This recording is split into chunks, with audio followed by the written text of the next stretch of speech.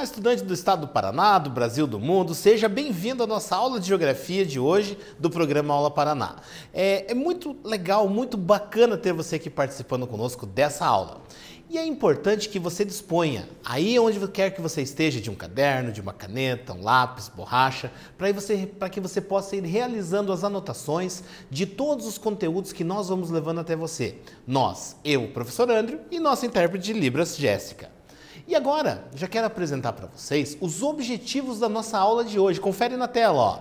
Nós vamos demonstrar a distribuição desigual da água pelo planeta por meio de gráficos, além de caracterizar cada um dos oceanos do nosso planeta, além de explicar por meio de esquemas o ciclo hidrológico. Então a gente vai trabalhar um pouquinho sobre recursos hídricos do nosso planeta. Vamos conhecer o ciclo hidrológico e vamos ver de que maneira a água encontra-se distribuída pelo nosso planeta. E a nossa reflexão inicial, o momento onde a gente começa a se perguntar um pouquinho, será que todas as pessoas do mundo têm acesso à água? Como que será que anda a distribuição dos recursos hídricos pelo nosso planeta? E ainda, qual é a importância da água para a vida na Terra? Afinal de contas, água é importante para que haja vida no nosso planeta?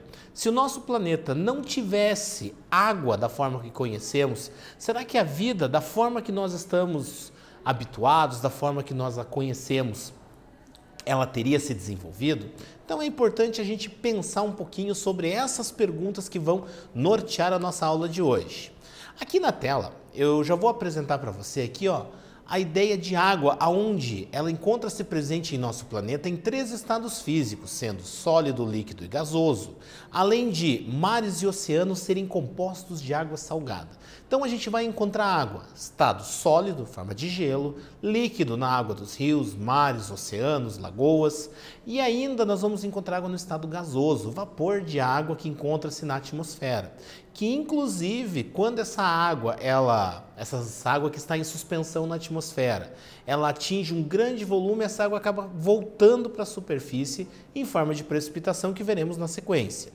Nós também vamos perceber que a água ela encontra-se disponível no nosso planeta em 2 principais condições. Na condição de água salgada, que integra os mares e os oceanos, e a água doce, que é aquela água que encontra-se nos rios, que encontram-se nas lagoas, que encontram-se também no subsolo.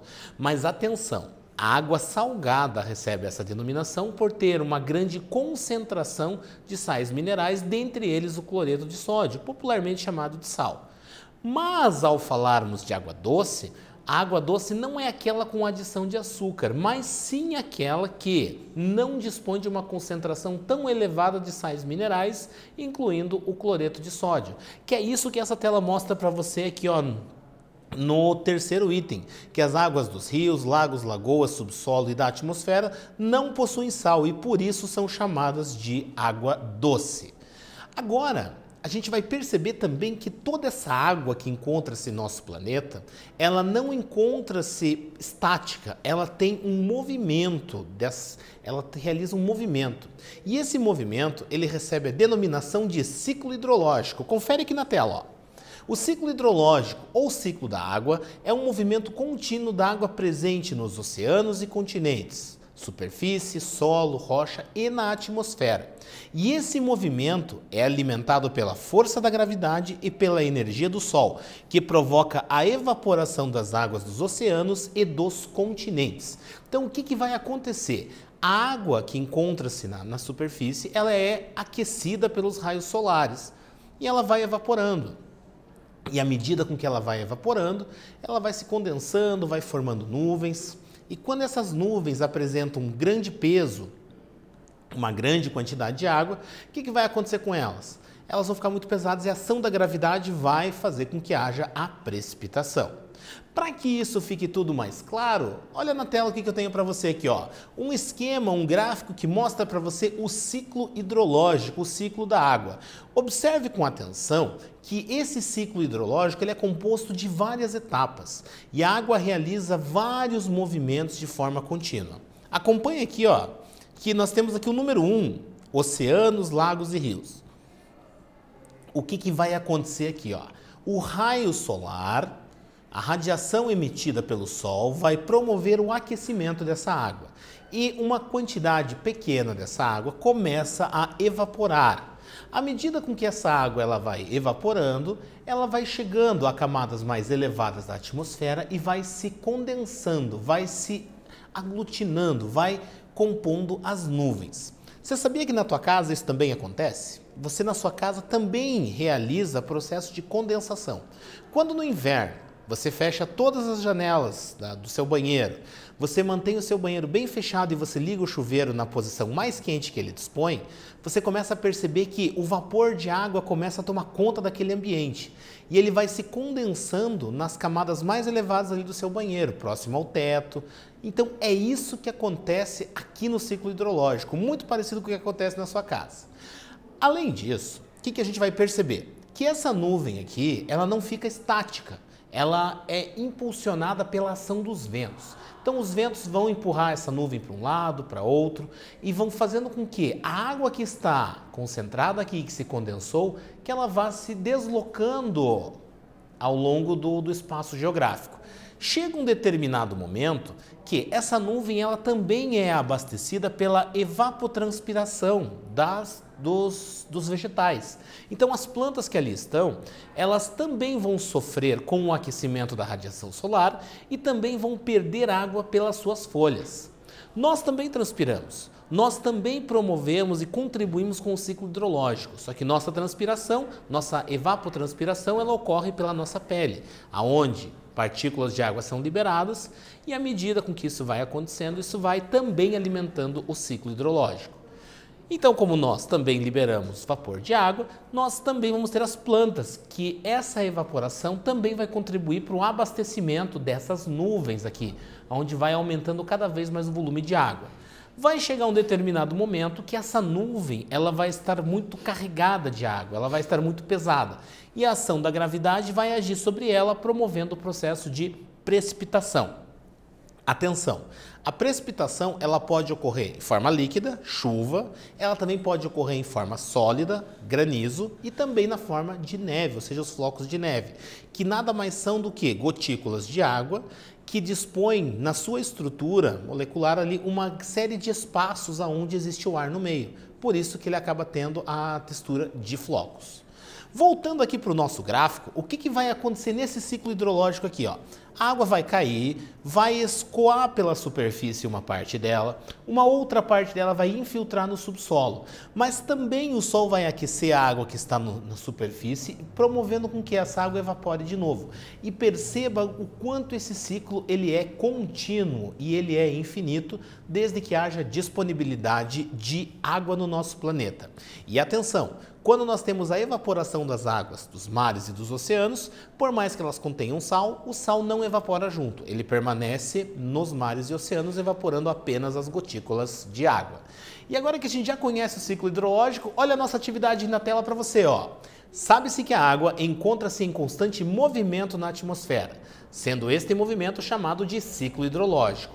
Descreva as etapas deste ciclo tão importante para a vida no nosso planeta. Descreve aí o ciclo hidrológico que a gente acabou de falar sobre ele. Estou te esperando aqui, vai lá!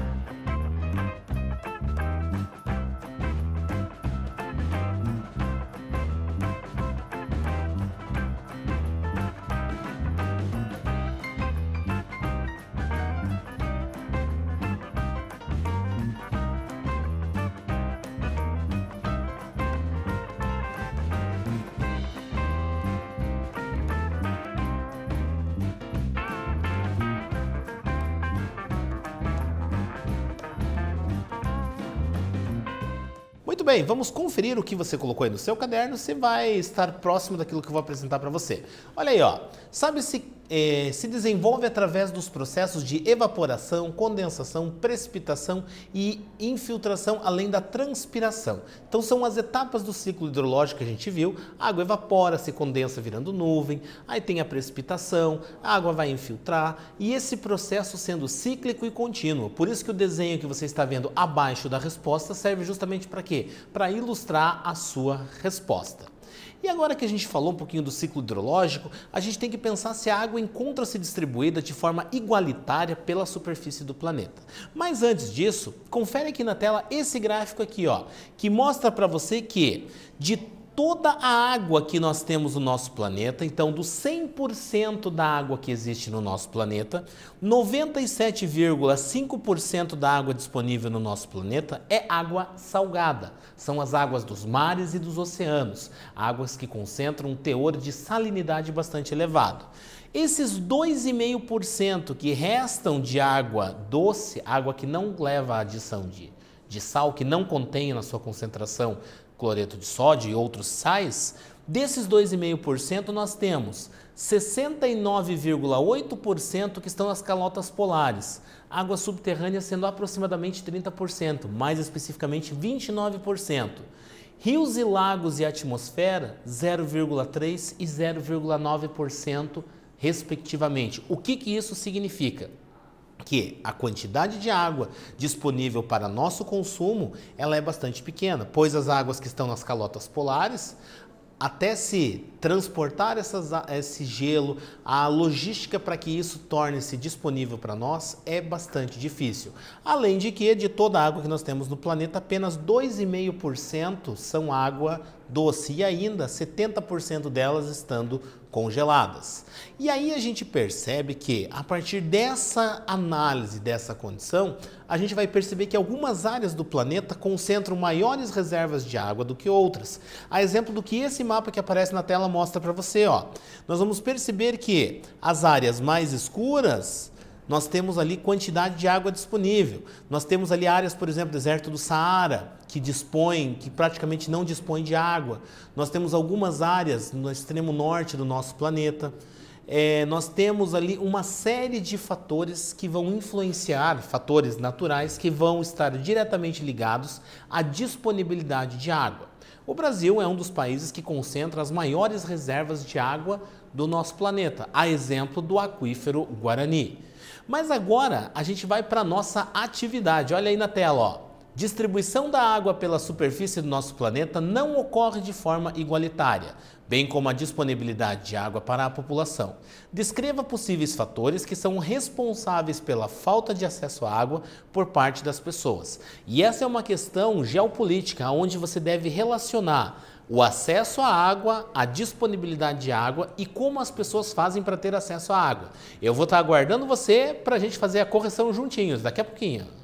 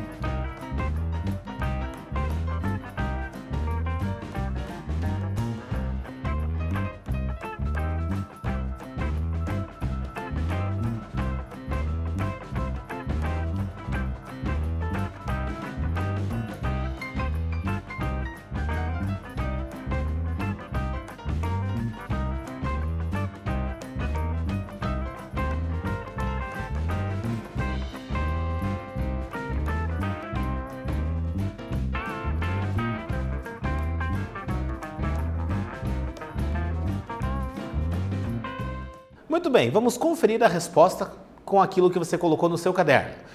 Aqui, ó, atualmente a disponibilidade de água está associada à disponibilidade de recursos financeiros por parte das pessoas, existindo áreas onde a água é uma moeda valiosa para quem detém o controle deste recurso natural. E esta reflexão serve para o Brasil, pois percebemos que dentro do cenário global da disponibilidade de água, o Brasil é um dos países que concentra as maiores reservas hídricas mundiais. Porém, percebe-se algumas áreas do nosso país onde a água é um recurso bastante escasso, servindo muitas vezes de moeda de troca.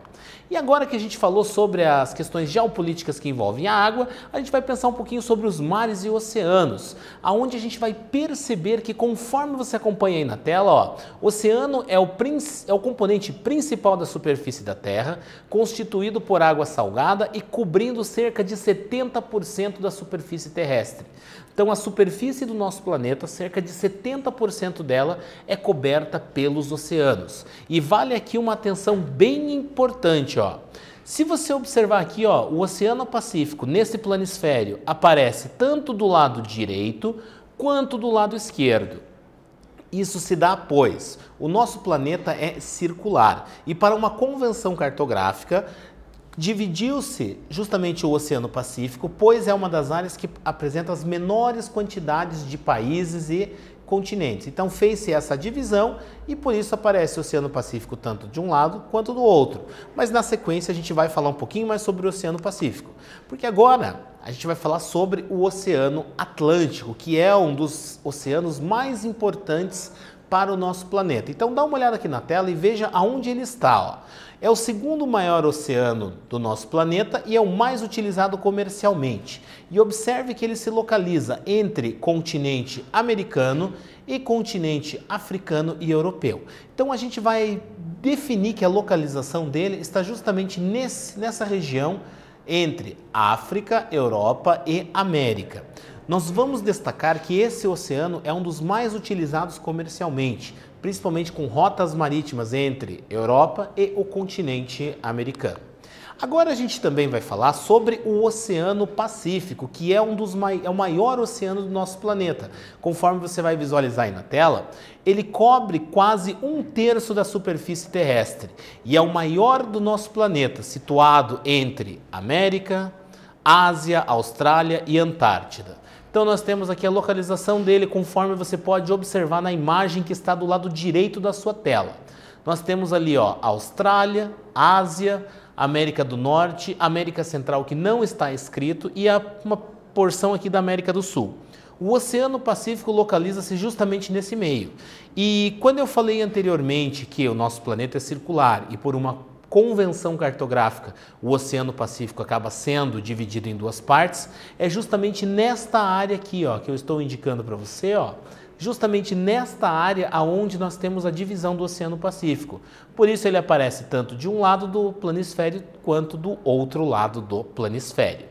Também temos o Oceano Índico, que conforme você pode visualizar na tela, ó, fica localizado entre Europa, Ásia, Austrália e África, cobrindo cerca de 20% da superfície do nosso planeta.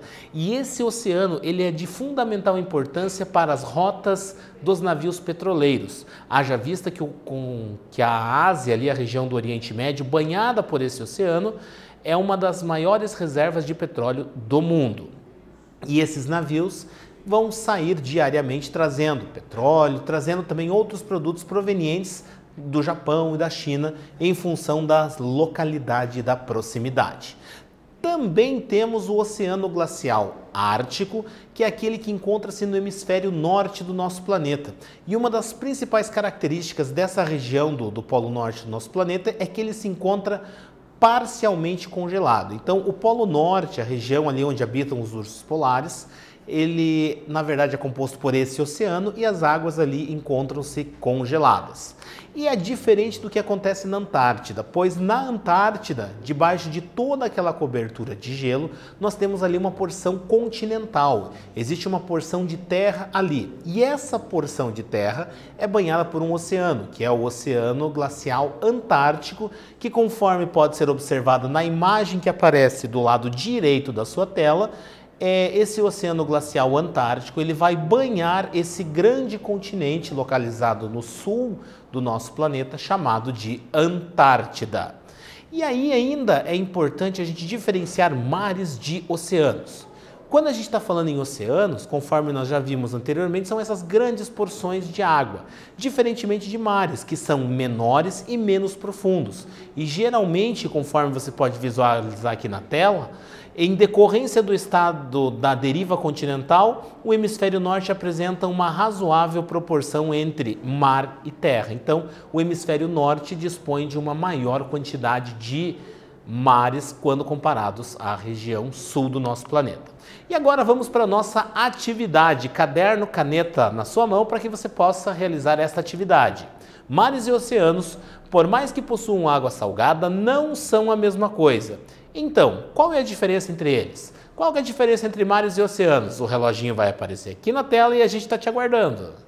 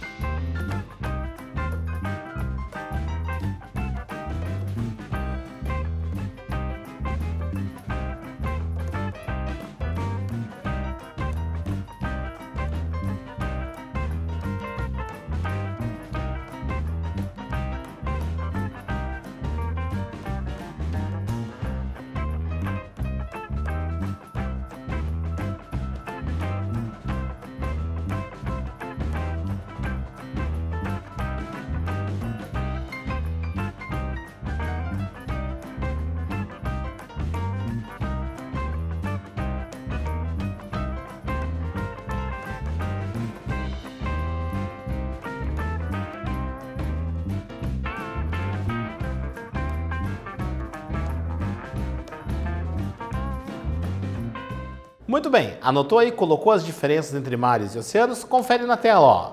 Mares são menores em extensão e profundidade quando comparados com oceanos. Então, os oceanos são as grandes porções de água salgada que cobrem cerca de 70% da superfície do nosso planeta.